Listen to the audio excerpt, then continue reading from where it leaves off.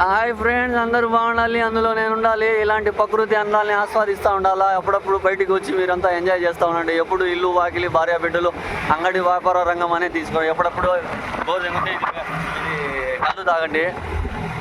ఇలాంటి పచ్చని ప్రకృతిని ఆస్వాదిస్తూ ఉండండి. ఇలాంటి చూడండి, ఇలా తిరుగుతూ ఉండండి. అప్పుడప్పుడు మనశ్శాంతి ఉంటుంది. ఎప్పుడు అంగడి వాగడి పిల్లలు బాధలు కష్టాలు ఇవన్నీ ఎందుకు తిరుగుతూ ఉండండి, ఎంజాయ్ చేస్తూ ఉండండి. హ్యాపీగా తాగుతా తిరుగుతా తింటా హ్యాపీగా ఉండండి. ఏం ఆలోచన పెట్టుకోకండి. మంచి జీవితం క్షణమంగురం గాలిలో దీపం లాంటిది, నీటిమైన పొడుగు లాంటిది. అప్పుడప్పుడు తిరుగుతా తాగుతా ఎంజాయ్గా ఉండండి.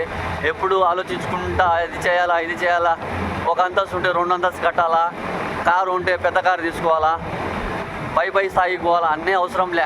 ఈరోజు నువ్వు హ్యాపీగా తిన్నావా, కడుపు నిండా తిని అరిగించుకున్నావా, రెండోది వచ్చి ఆనందంగా పండుకున్నావా, కోరిన బట్ట కోరిన కూడా అన్నీ తీసుకొని హ్యాపీగా వేసుకోండి. ఎంజాయ్గా బతకండి. ఊరికి ఎందుకు రేపు ఆలోచన పెట్టకాకండి. మంచిలో మనశ్శాంతిగా నీట్గా నిదానంగా కడుపు నిండా తినండి, ఆరోగ్యంగా పండుకోండి. ఇదే మన జీవితము.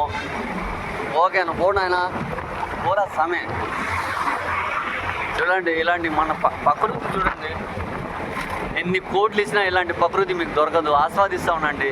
అప్పుడప్పుడు బయటికి వచ్చి ఎంజాయ్ చేయండి. ఎప్పుడు ఊళ్ళోనే ఉండి డబ్బు డబ్బు డబ్బు డబ్బు డబ్బు ఏం తీసుకొని పోవు, చచ్చిపోతే ఎప్పుడెప్పుడు ఇస్తారా అంటారు. అలాంటి దానికి ఎందుకు ఊరికే పొద్దున్న లేచినప్పుడు వచ్చి నా లెక్క, నా ఆస్తి, నా డబ్బు, నా ధర, నా పిల్లలు, నా గురువు ఇవన్నీ ఎందుకు? హ్యాపీగా ఎంజాయ్ చేయండి. ఉన్నన్నాళ్ళు హ్యాపీగా ఉండండి. తింటూ తాగుతూ తిరుగుతూ హ్యాపీగా గడపండి. ఇలా అప్పుడప్పుడు పోయి పల్లెలు తిరగండి. ప్రకృతి బయటకు వచ్చింది, న్యాచురల్ బయటకు వస్తుంది. చూడండి ఎంత బాగుందో, విశాలవంతంగా సైలెంట్ రోడ్డు. ఇలాంటి ప్రదేశాలు తిరుగుతూ ఉండండి. చూడండి ఎంత ప్రకృతి ఉందో. అప్పుడప్పుడు చూడండి.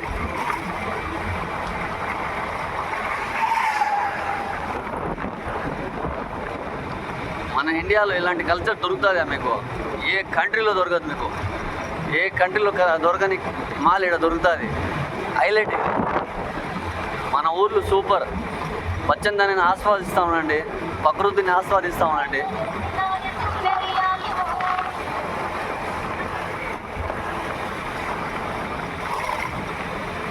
నేనైతే రాజంపేట నుంచి చక్రంపేట పోతున్నా దోశలు తింటామని. భూమా దోశలని హైలైట్ అంట ఇక్కడ. రాజంపేట నుంచి నాయుడూరు పెళ్ళికి పోతున్నా. మధ్యలో చక్రంపేట అని ఉండాలి. చక్రంపేటలో దోశ తినేసి గుడ్డు దోశ ఆడి నుంచి చక్కగా మళ్ళీ రాజంపేట తిరిగి వస్తాను.